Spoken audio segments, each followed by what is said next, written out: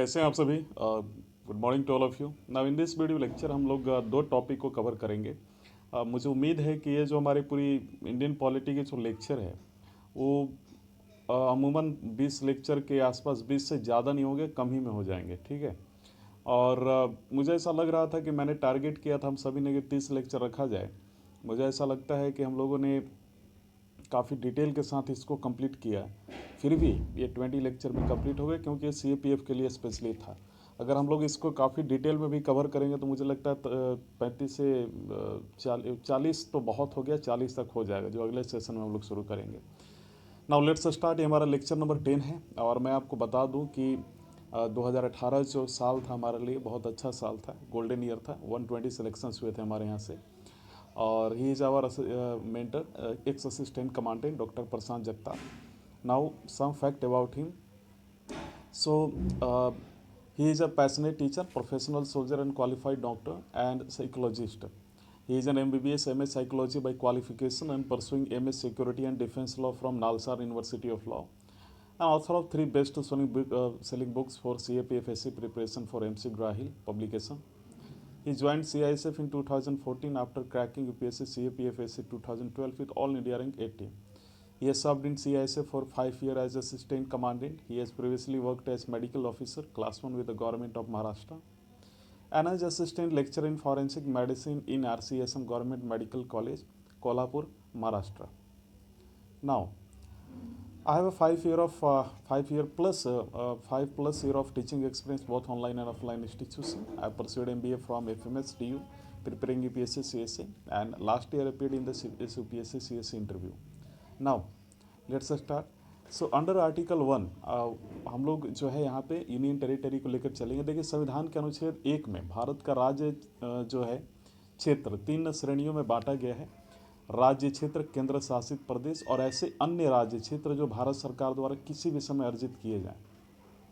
वर्तमान में अगर हम बात करें तो आप देख सकते हैं कितने राज्य, कितने केंद्र शासित प्रदेश है, लेकिन कोई अर्जित राज्य क्षेत्र नहीं है। एक चीज़ और मैं बता दूं कि ये जो मैं कुछ बच्चों का ये कमेंट आ रहा था या फिर मैंने देखा भी कि सर आप इतनी अच्छे से कैसे इसको मैनेज कर ले रहे हो, आपको क्या ये सब याद है। मैं आपको बता दूं कि मेरा जो सबसे फेवरेट सब्जेक्ट है वो है पॉलिटी, और काफ़ी इजी मुझे लगता है। और मैं आपको बता रहा हूँ कि हर एक लाइन बाय लाइन मुझे याद है कि कैसे क्या करना है। अब ये कहना थोड़ा गलत होगा, लेकिन मैंने इसका कम से कम 35 से 40 बार रिवीजन किया है। 35 से 40 बार इन 2 सालों में, पिछले 2 या 3 सालों में, ठीक है। तो ऑलरेडी मेरे इस बारे में काफ़ी, इसी वजह से मैंने PSIR लिया। चलिए आगे शुरू करते हैं। देखिए, सभी राज्य भारत के संघीय व्यवस्था के सदस्य हैं और वह केंद्र के साथ शक्ति के विभाजन के सहभागी भी हैं। और दूसरी ओर केंद्र शासित प्रदेश वह क्षेत्र है जो केंद्र सरकार के सीधे नियंत्रण में होता है। इसलिए ऐसे प्रदेशों को केंद्र शासित क्षेत्र भी कहते हैं। तो इस प्रकार से प्रदेश संघीय प्रणाली से भिन्न है। जहाँ तक इन केंद्र शासित प्रदेशों एवं दिल्ली के संबंध की बात है तो भारत सरकार इस संबंध में पूर्णतः एकाकी है ना। तो केंद्र शासित प्रदेशों का गठन की अगर मैं बात करूँ तो ब्रिटिश शासन काल में वर्ष जो 1874 में कुछ अनुसूचित जिले बनाए गए। बाद में इसे मुख्यालय या फिर मुख्य आयुक्तीय क्षेत्र के नाम से जाना जाने लगा। स्वतंत्रता के बाद इन्हें भाग ग और घ राज्य की श्रेणी में रखा गया। और 1956 में 1956 में 7वें संविधान संशोधन अधिनियम यानी 7th कॉन्स्टिट्यूशनल अमेंडमेंट एक्ट और राज्य पुनर्गठन अधिनियम स्टेट रीऑर्गेनाइजेशन एक्ट के तहत इन्हें केंद्र शासित प्रदेशों के रूप में गठित किया गया। धीरे धीरे कुछ केंद्र शासित प्रदेशों को पूर्ण राज्य का दर्जा जो है मिल गया। हिमाचल प्रदेश, मणिपुर, त्रिपुरा, मिजोरम, अरुणाचल प्रदेश, गोवा शुरुआत में केंद्र शासित प्रदेश है, लेकिन अब ये सभी पूर्ण राज्य। एक चीज़ और मैं बता दूं, जम्मू कश्मीर को लेकर आपको कमेंट में बताना है कि हमारे यहाँ कितने स्टेट्स हैं, कितने यूनियन टेरिटरी हैं। काफ़ी कॉमन क्वेश्चन आपको मालूम होना चाहिए। और कब जो है जम्मू कश्मीर को एक यूनियन टेरिटरी घोषित किया गया, ठीक है। लेकिन अब ये सब भी पूर्ण राज्य हैं। दूसरी ओर पुर्तगालियों से लिए गए क्षेत्र जैसे कि गोवा, दमन, दीव और दादर नागर हवेली तथा फ्रांसीसियों से लिया गया क्षेत्र पुडुचेरी केंद्र शासित प्रदेश बनाए गए हैं। वर्तमान में 7 केंद्र शासित प्रदेश थे इन 2019 के, हमारा जो अगस्त के पहले, लेकिन बाद में आपको मालूम है कितना है, यहाँ पे आपको कमेंट सेक्शन में बताना है। गठन के वर्ष के साथ अंडमान और निकोबार द्वीप समूह 1956 में बना। मैं एक भी चीज़ बता दूँ, बहुत सारे बच्चे 8 बोलेंगे, 9 बोलेंगे, लेकिन बड़ा इंटरेस्टिंग है। आपके साथ मैं कुछ हिंट दे रहा हूँ। गुजरात की तरफ जो भी यूनियन टेरिटरीज हैं उनको लेकर कुछ नया न्यूज़ आया था इसी साल जनवरी में, ये चीज़ ध्यान दीजिएगा, है ना। 26 जनवरी को ऐसा हुआ था। तो ये चीज़ का थोड़ा सा ख्याल रखिएगा और उसी के साथ आप कमेंट सेक्शन में आंसर बताइए। चलिए आगे बढ़ते हैं। दिल्ली 1950 1956 में बना, लक्षद्वीप 1956 में, दादर और नागर हवेली 1961 में, दमन और दीव 1962 में, पुडुचेरी जो है और चंडीगढ़ जो है 1966 1966 में, 1973 तक लक्षद्वीप को लकाद्वीप, मिनिकोय और अमिनी द्वीप के नाम से जाना जाता था। 1992 में यानी 1992 में दिल्ली को राष्ट्रीय राजधानी क्षेत्र दिल्ली यानी नेशनल कैपिटल टेरिटरी जो है के रूप में जाने लगा। 2006 तक पुडुचेरी को पांडिचेरी के नाम से जाना जाता था। केंद्र शासित प्रदेशों का जो गठन अनेक कारणों से, अनेक फैक्टर से किया गया, ये कारण जो है हम लोग अभी बताने वाले हैं, हम लोग डिस्कस करेंगे। पहला तो पॉलिटिकल एंड एडमिनिस्ट्रेटिव आइडियोलॉजी या आइडिया, जिसे हम बोल सकते हैं राजनीतिक और प्रशासनिक सोच, जो कि दिल्ली और चंडीगढ़ को, कल्चरल डिफरेंस या फिर हम सांस्कृतिक भिन्नताएं जो पुडुचेरी और दादर और नागर हवेली को लेकर है, सामरिक महत्व अंडमान और निकोबार द्वीप समूह तथा लक्षद्वीप को लेकर है, पिछड़े अनुसूचित लोगों के लिए विशेष बर्ताव और देखभाल के लिए मिजोरम, मणिपुर, त्रिपुरा और अरुणाचल प्रदेश ये बाद में पूर्ण राज्य बन गए। केंद्र शासित प्रदेशों का प्रशासन की अगर मैं बात करूं तो संविधान के भाग 8 के अंतर्गत अनुच्छेद 239 और 241 में केंद्र शासित प्रदेशों के संबंध में कुछ उपबंध दिए गए हैं और सभी केंद्र शासित प्रदेश एक ही श्रेणी के हैं, लेकिन उनकी प्रशासनिक पद्धति समानता उनमें नहीं है। प्रत्येक केंद्र शासित प्रदेश का प्रशासन राष्ट्रपति द्वारा संचालित होता है, जो एक प्रशासक के माध्यम से किया जाता है। ठीक है, तो केंद्र शासित प्रदेश का प्रशासक राष्ट्रपति का एजेंट या फिर हम बोल सकते हैं अभिकर्ता, है ना। दूसरे मामलों में हम लोग कुछ देहाती यानी देसी लैंग्वेज में बोलते हैं दलाल, लेकिन यहाँ पे दलाल यूज अच्छा करना नहीं होगा क्योंकि पॉलिटी में लैंग्वेज का कोई जगह ही नहीं है। न कि राज्यपाल की तरह बल्कि राज्य प्रमुख की तरह। तो राष्ट्रपति प्रशासक को पदनाम दे सकता है, वर्तमान में उपराज्यपाल अथवा मुख्य आयुक्त अथवा प्रशासक हो सकता है। तो इस समय वे उपराज्यपाल दिल्ली, अंडमान निकोबार द्वीप समूह और पुडुचेरी में, या फिर प्रशासक चंडीगढ़, दमन दीव या लक्षद्वीप में है। राष्ट्रपति किसी राज्य के राज्यपाल के को राज्य से सटे केंद्र शासित प्रदेशों के प्रशासक नियुक्त कर सकता है। ठीक है, इस हैसियत में राज्यपाल अपनी मंत्रिपरिषद के बिना स्वतंत्र रूप से कार्य करता है और केंद्र शासित प्रदेश जैसे कि पुडुचेरी 1963 यानी 1963 और दिल्ली 1992 में विधानसभा उसमें गठित की गई। साथ ही मंत्रिमंडल मुख्यमंत्री का अधीन कर दिया गया। उसमें 5 केंद्र शासित प्रदेशों में इस तरह की राजनीतिक संस्था नहीं है। परंतु केंद्र शासित प्रदेशों में इस तरह की व्यवस्था बनाने का अर्थ बिल्कुल नहीं है कि उन पर राष्ट्रपति व संसद का सर्वोच्च नियंत्रण कम हो गया है। संसद केंद्र शासित प्रदेशों के लिए तीनों सूचियां राज्य के विषयों पर विधि बना सकती है। संसद की इस शक्ति का विस्तार पुडुचेरी और दिल्ली तक है, जबकि इनकी अपनी विधायिकाएं हैं। इसका अभिप्राय क्या है कि किसी केंद्र शासित प्रदेश से या किसी केंद्र शासित राज्य की अपनी विधायिका होने के बावजूद राज्य सूची के विषयों पर संसद की विधायिका शक्ति खत्म नहीं होती, परंतु पुडुचेरी विधानसभा राज्य सूची और सामवर्ती सूची के विषयों पर विधि बना सकती है ना। तो इसी तरह दिल्ली भी राज्य सूची, लोक व्यवस्था, पुलिस और भूमि को छोड़कर समवर्ती सूची के विषयों पर विधि बना सकते हैं। राष्ट्रपति अंडमान और निकोबार द्वीप समूह, लक्षद्वीप, दादर नागर हवेली, दमन एंड दीव में शांति, विकास और अच्छी सरकार के लिए विनिमय बना सकती है। तो पुडुचेरी में राष्ट्रपति विधि बना सकता है, बशर्ते वहाँ विधानसभा विघटित हो या बर्खास्त हो। तो राष्ट्रपति द्वारा बनाई गई विधियों की शक्ति या प्रभाव संसद के अधिनियम की ही तरह है। ठीक है, और संसद के किसी अधिनियम को समाप्त या संशोधित कर सकता है। संसद किसी केंद्र शासित प्रदेशों में उच्च न्यायालय की स्थापना कर सकती है या उसे निकटवर्ती राज्य के उच्च न्यायालय के अधीन हम बोल सकते हैं कि कर सकती है। और दिल्ली ही एकमात्र ऐसा केंद्र शासित प्रदेश है जिसका स्वयं का उच्च न्यायालय 1966 से दादर और नागर हवेली, दमन दीव, बम्बई उच्च न्यायालय के दायरे में है। उसी तरह अंडमान और निकोबार द्वीप समूह, चंडीगढ़, लक्षद्वीप और पुडुचेरी क्रमशः कलकत्ता, पंजाब और हरियाणा हो गया, केरल और मद्रास उच्च न्यायालय के दायरे में आते हैं। तो संविधान में अधिगृहित अगर मैं बात करूं, प्रदेशों के प्रशासन के लिए अलग से उपबंध नहीं है, परंतु केंद्र शासित प्रदेशों के प्रशासन के संवैधानिक उपबंध अधिगृहित क्षेत्रों के लिए लागू होते हैं। तो दिल्ली के लिए विशेष उपबंध है, जैसे 1991 में 69वां जो है संविधान संशोधन विधेयक यानी कॉन्स्टिट्यूशनल अमेंडमेंट बिल में केंद्र शासित प्रदेश दिल्ली को विशेष हैसियत प्रदान की गई, स्पेशल प्रोविजन, और इसे राष्ट्रीय राजधानी क्षेत्र दिल्ली का नाम दिया गया। लेफ्टिनेंट गवर्नर को दिल्ली का प्रशासक नामित किया गया। दिल्ली के लिए विधानसभा और मंत्रिमंडल का गठन किया गया। पूर्व में दिल्ली में महानगरीय परिषद और कार्यकारी परिषद थी। पहले तो विधानसभा की क्षमता 70 सदस्य निर्धारित की गई है, जो लोगों के द्वारा प्रत्यक्ष रूप से चुने जाते हैं। चुनाव भारतीय निर्वाचन आयोग द्वारा किया जाता है। विधानसभा को राज्य सूची और समवर्ती सूची के विषयों पर विधि बनाने का अधिकार है। राज्य सूची के 3 विषय जैसे लोक व्यवस्था, पुलिस तथा भूमि को छोड़कर, परंतु संसद द्वारा बनाई गई विधि विधानसभा द्वारा बनाई गई विधि से अधिक प्रभावी होती है। तो मंत्रिमंडल की संख्या जो है, अगर मैं बात करूं विधानसभा की कुल संख्या का 10%, यानी मंत्रिमंडल की संख्या 7 है, तो मुख्यमंत्री और 6 अन्य मंत्री। तो राष्ट्रपति मुख्यमंत्री को नियुक्त करता है, न कि उपराज्यपाल। अन्य मंत्रियों की नियुक्ति राष्ट्रपति मुख्यमंत्री की सलाह पर करता है। मंत्री राष्ट्रपति के प्रसाद प्रयत्न पर होते हैं। मंत्रिमंडल सामूहिक रूप से विधानसभा के प्रति उत्तरदायित्व होते हैं। एक चीज़ और ध्यान देना है कि मैं अगर बता दूं, अंडमान और निकोबार में उपराज्यपाल होते हैं, उनका न्यायपालिका कोलकाता उच्च न्यायालय में आता है। चंडीगढ़ में प्रशासक होता है, पंजाब हरियाणा के उच्च न्यायालय के अंतर्गत आता है। दादर और नागर हवेली प्रशासक वहाँ पे होता है, एडमिनिस्ट्रेटर मतलब हम बोल सकते हैं, मुंबई उच्च न्यायालय का अधीन आता है। दमन और दीव में एडमिनिस्ट्रेटर, मुंबई उच्च न्यायालय। दिल्ली में उपराज्यपाल, मुख्यमंत्री, मंत्री परिषद, विधानसभा यहाँ विधायिका है वाला, इसका अलग उच्च न्यायालय है। लक्षद्वीप में एडमिनिस्ट्रेटर होता है, केरल उच्च न्यायालय का अधीन है।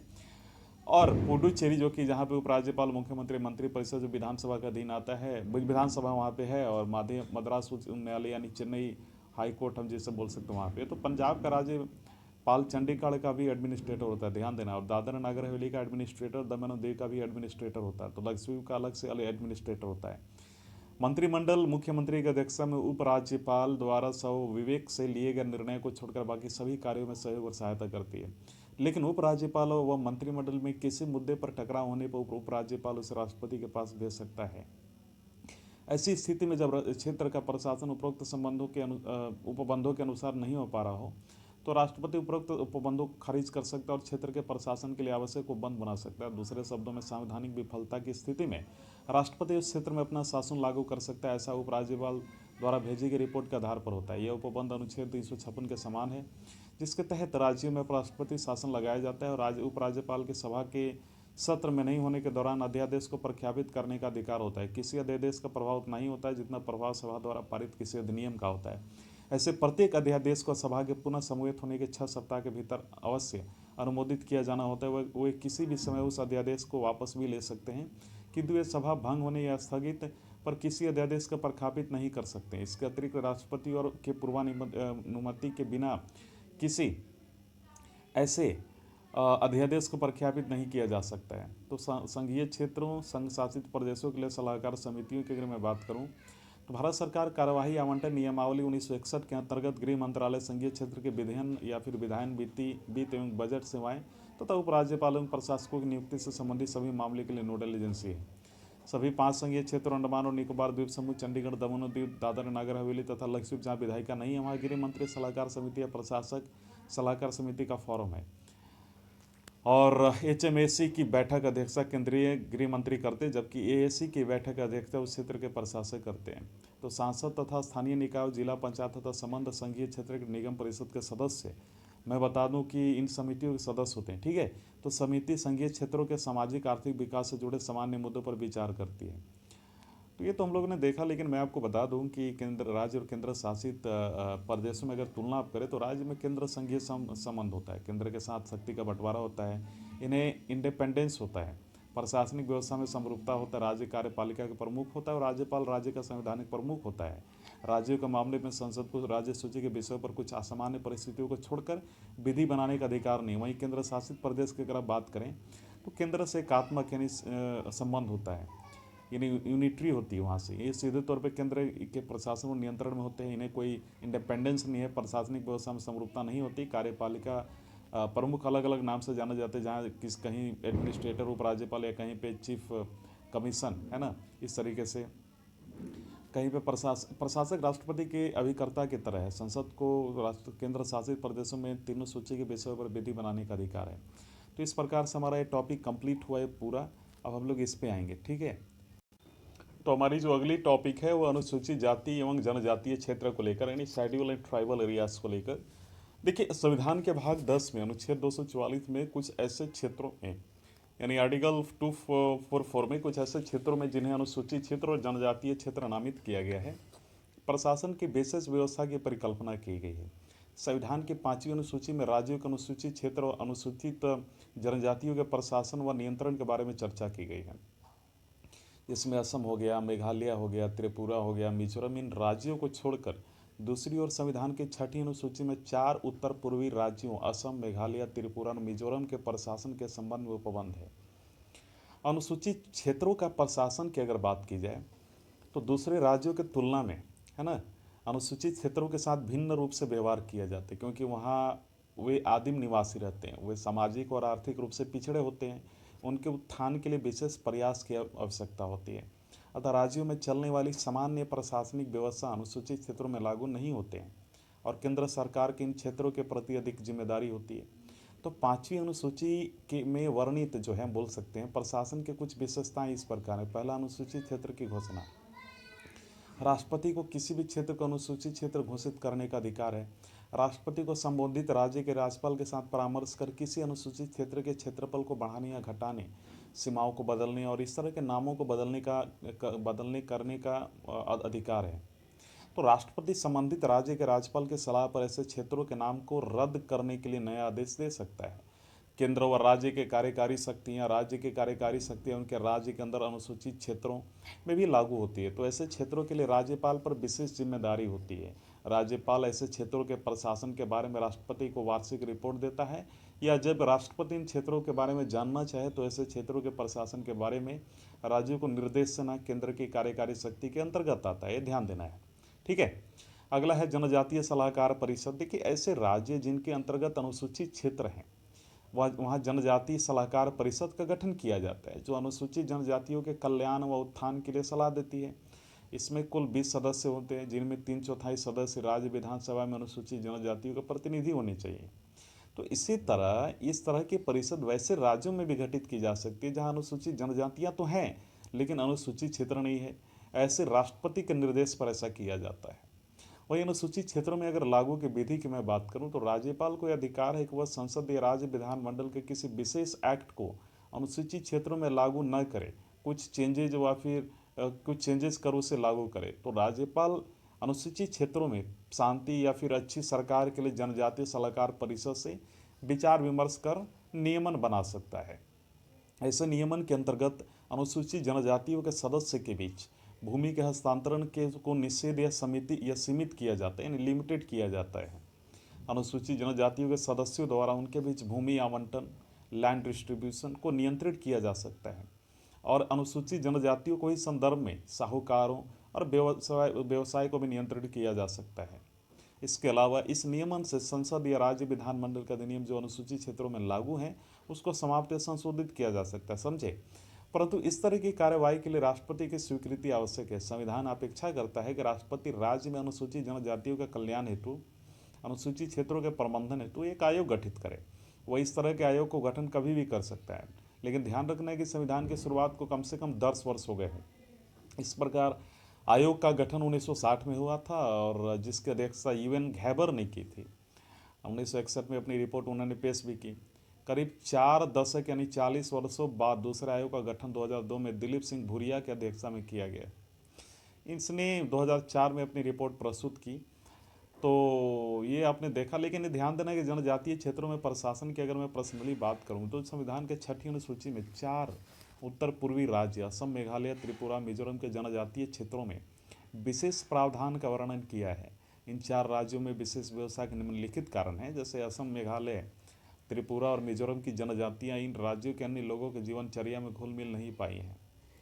ये क्षेत्र मानव विज्ञानी नमूने के तौर पर है। भारत के अन्य क्षेत्रों के जनजातीय लोगों ने अपने बीच के बहुसंख्यकों की इस संस्कृति को कम या अधिक स्वीकार कर लिया है। दूसरी तरफ असम, मेघालय, त्रिपुरा और मिजोरम के लोग अभी भी अपनी संस्कृति, रिवाजों के और सभ्यता से जुड़े हैं।